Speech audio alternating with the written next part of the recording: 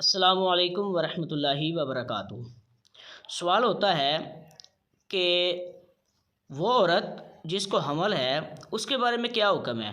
کیا وہ روزہ رکھے گی یا اسے شریعت نے اجازت دی ہے کہ وہ روزہ چھوڑ سکتی ہے؟ اگر چھوڑ دیا تو اس کے بارے میں کیا حکم ہوگا؟ اس بارے میں ارشاد فرما دیں۔ تو جواب عرض یہ ہے کہ حمل والی اور دودھ پلانے والی عورت اگر اس کو اپنی جان یا بچے کی جان کے جانے کا اندیشہ ہو تو اسے روزہ چھوڑنے کی اجازت ہے۔ کریم آقا صلی اللہ تعالیٰ علیہ وسلم کا فرمان ترمذی شریف میں موجود ہے۔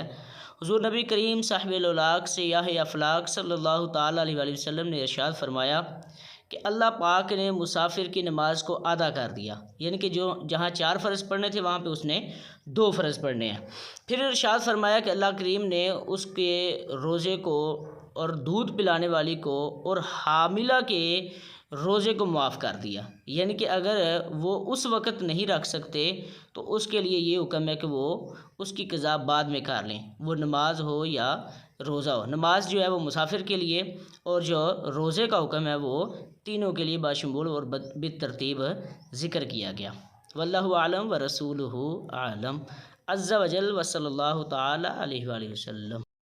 آپ سے التجا ہے کہ میرے چینل کو ضرور سبسکرائب کریں اور ویڈیو سن کر دوسروں تک ضرور شیئر کریں۔